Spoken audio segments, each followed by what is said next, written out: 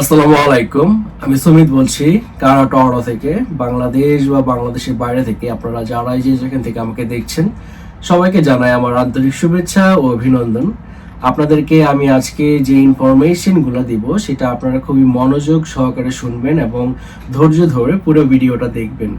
আমার এই চ্যানেলে যারা নতুন এখনো পর্যন্ত সাবস্ক্রাইব করেননি, ফার্স্টে চ্যানেলটা সাবস্ক্রাইব করে দেন, দেন নোটিফিকেশন যে বেলটা সেটা ক্লিক করে দিন যেন আমি নেক্সট কোনো ভিডিও দিলে সবার আগে আপনার কাছে পৌঁছে যায়। আপনারা যারা এই মুহূর্তে অক্টোবরে বা নভেম্বরের শুরুর দিকে এসে ভিসার জন্য অ্যাপ্লাই করবেন, যে কোনো ধরনের ভিসা হতে পারে, আপনারা যদি ওয়ার্ক পারমিট রিলেটেড বা ভিজিট ভিসা বা ট্যুরিস্ট ভিসা বা স্পন্সরশিপ ভিসা বা যে কোনো kind of visa my friend apply করেন, আপনাদেরকে বুঝতে হবে যে আপনাদের এখন সব ভিসার ক্ষেত্রেই আপনাদের যে ব্যাংক স্টেটমেন্টগুলা, প্রুফ অফ ফান্ড, এটা কিন্তু খুবই খুবই গুরুত্বপূর্ণ একটা বিষয়।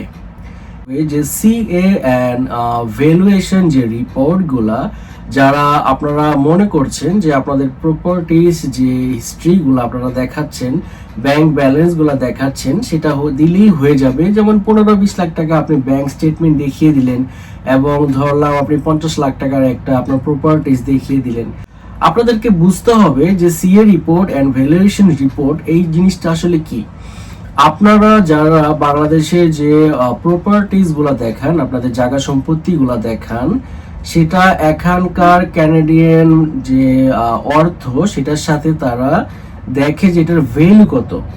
ধরলাম আপনি যদি 1 কোটি টাকার একটা প্রপার্টিস দেখান, কানাডার যে ভ্যালু সেটার সাথে যদি ম্যাচ করে, তাহলে তারা একটা ধারণা করবে যে এই ব্যক্তি তার দেশে এত টাকার সম্পত্তি রেখে সে এই দেশে এসে স্টে করবে না, সে অ্যাজ আ ভিজিটর হতে পারে, অ্যাজ আ ট্যুরিস্ট হতে পারে।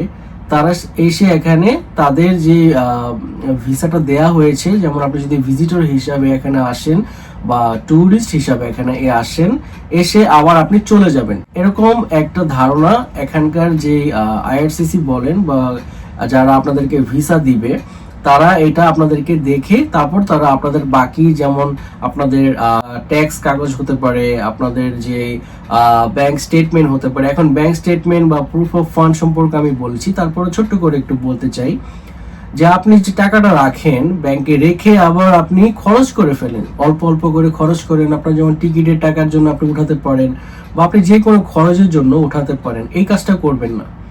আপনি যখন এই দেশে চলে আসবেন, একদম এই দেশে যখন আপনি ল্যান্ড করবেন, ল্যান্ড করার পরে আপনি খরচ করতে পারেন, কিন্তু আপনি যখন রাখবেন আবার একবারে অনেকগুলো টাকা রেখে দিয়েন না।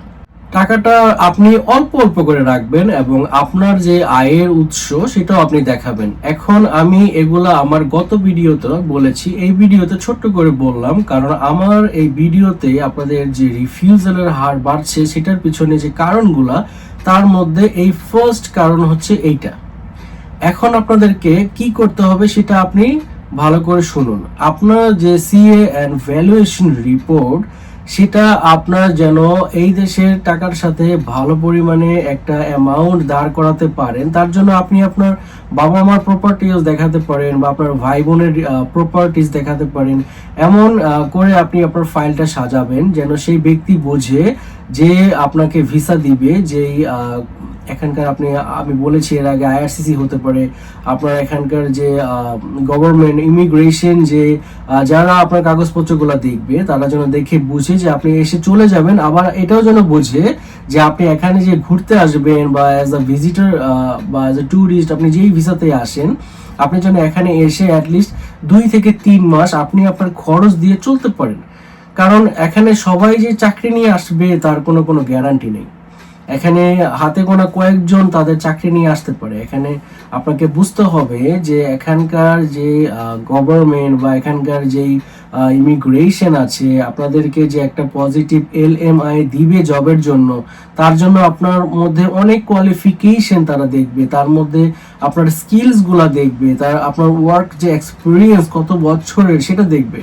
এবং এটাও দেখবে যে আপনি কোন কোন জায়গায় জব করেছেন, সেখানকার যে ইনফরমেশনগুলো আপনি দিয়েছেন সেটা কি ম্যাচ করছে কিনা, নাকি এর মধ্যে আবার 2-3 বছরের গ্যাপ আছে সেটাও দেখবে। আবার অনেকে সৌদি আরব থেকে আমাকে, অনেকে দুবাই থেকে অনেকে আরো বিভিন্ন দেশ থেকে আমাকে কমেন্টস করছেন যে ভাই আমরা তো আসতে চাই, আপনি কি আমাকে নিতে পারবেন? ভাই আমি আপনাকে কিভাবে নিব বলেন?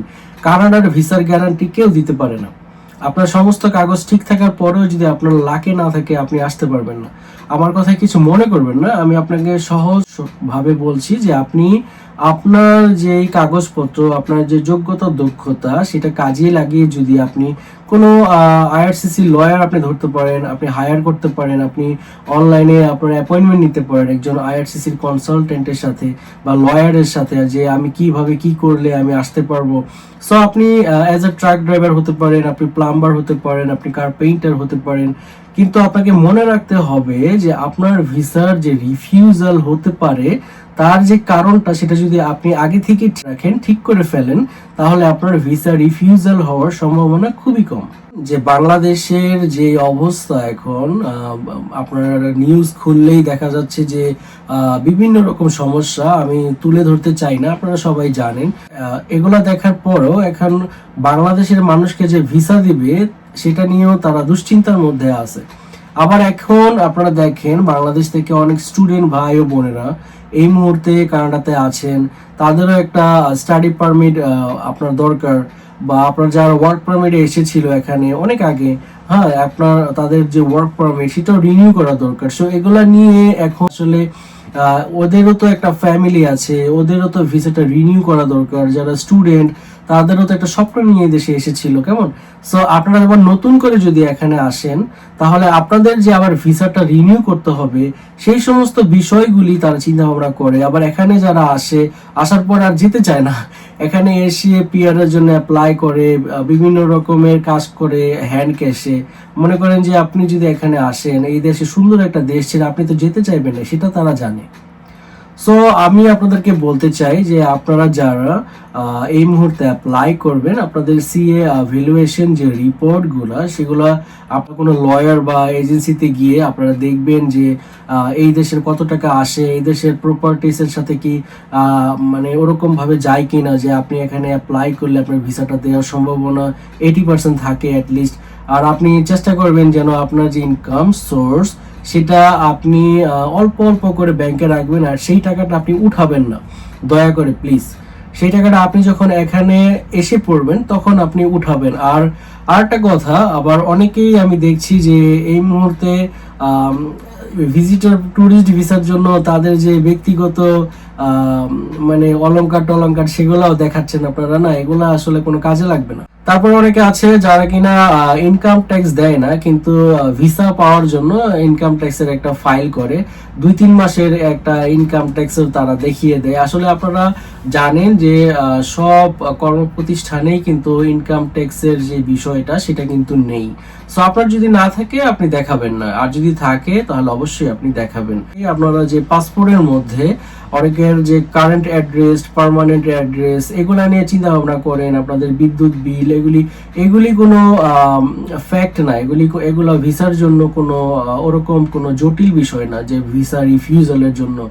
হ্যাঁ, আপনার ভিসা রিফিউজালের জন্য যে আপনার নামের বানান টানান যদি ভুল থাকে, আপনার সমস্যা থাকে, সেগুলো আপনি আগে থেকে সারিয়ে আবার নতুন করে অ্যাপ্লাই করার আগেই আপনি সুন্দর করে একবারে সবকিছু ঠিক করে একবার অ্যাপ্লাই করবেন, যেন প্রথমবারে আপনার কাজ হয়ে যায়। ফটো উঠাতে গেলে সমস্যা, আমি দেখি যে আপনারা যে ফটো ফরম্যাটটা যেখান থেকে সেখান থেকে আপনারা ছবি উঠায় অ্যাপ্লাই করে দেন। না ভাই, আপনারা যে ক্যানাডিয়ান ফরম্যাটের যে ফটো সেটা সুন্দর করে গুলশান বা আপনার বিভিন্ন, এখন আমি দেখি যে ফটোশপ গুলা যা আছে যারা ছবি তুলে তারাও কিন্তু জানে যে কানাডার যে ফটো সেটার যে রেশিও সেটা কত হতে হবে। আপনারা সুন্দর করে ছবি উঠাবেন। আপনারা ওই কোটটাই পরে গেলেন, বা যারা আমার বোনেরা বা আমার মারা আছেন, আপনারা যারা ছবি উঠাবেন সুন্দর করে ওরকম ভাবে এত মেকআপ করে যাবেন না, সুন্দর করে আপনার চেহারাটা যেন একদম ক্লিয়ার কাট আসে এরকম একটা ছবি উঠাবেন। ছবিটাও কিন্তু খুবই মূল্যবান একটা বিষয়। আর আপনারা বিভিন্ন জায়গায় বিভিন্ন রকমের সাইন দিয়ে রাখেন, এটা আসলে ঠিক না। আপনার পাসপোর্টে যে আপনি সাইনটা দিয়েছেন সেটাই চেষ্টা করবেন যে আপনার বাকি ডকুমেন্টস এর মধ্যে সেই সাইনগুলা একই রকম থাকে। আবার অনেকে জালিয়াতি করেন, আমি জানি বিভিন্ন এজেন্সির লোকেরা কি করে, আপনার যে এখানকার যে অফার লেটার গুলা সেগুলোর মধ্যে আপনাদের যে সাইন সেগুলো আপনারা ওরা বসায় দেয়, এগুলো আসলে ঠিক না। আপনাকে পিডিএফ এ পাঠাইলে আপনি সাইন করবেন, সেটা আবার আপনি পিডিএফ করে পাঠাই দিবেন। আর আপনার কাছে যে সাইনটা সেটা যে মেইন কপি সেটা আপনার কাছে থাকবে। আপনি যদি এখানে এয়ারপোর্টে যখন এসে ল্যান্ড করবেন, যদি দেখে সেই কাগজটা দেখলে তারা বুঝতে পারবে। আবার অনেকে এলএমআই সাথে করে নিয়ে আসেন, আপনারা যারা ওয়ার্ক পারমিটে আসেন, অনেকের এলএমআই থাকে না, আপনাদের যে অফার লেটার সেটা ওরা ওখানে যে ইমিগ্রেশন অফিসার আছে, লেডি হতে পারে বা একজন ম্যান হতে পারে, আপনার দেখে তারা ওরা সার্চ করলে এটা বেরিয়ে আসবে। আপনার এটা যদি ক্লোজ ওয়ার্ক পারমিট আসলে যে আপনি এই প্রতিষ্ঠানের বাইরে অন্য জায়গায় কাজ করতে পারবেন না। আর আপনি যদি ওপেন ওয়ার্ক পারমিট আসেন, it's good up to you, good things my friend, আপনি যে কোনো জায়গায় কাজ করতে পারবেন। আপনার ফাইল সাবমিট করার আগে সতর্ক থাকবেন। সো আজকের এই ভিডিওতে এই পর্যন্তই। সবাই ভালো থাকেন, সুস্থ থাকেন, দেখা হবে পরের ভিডিওতে। আর ভিডিওটা ভালো লাগলে অবশ্যই একটা লাইক করে দিন, আর কমেন্টসে আপনাদের যে মূল্যবান মতামত সেগুলো আপনি অবশ্যই লিখবেন, আমি অ্যান্সারটা দিয়ে দিব। Thank you, thanks for watching my video. দেখা হবে পরের ভিডিওতে। Tata, bye by.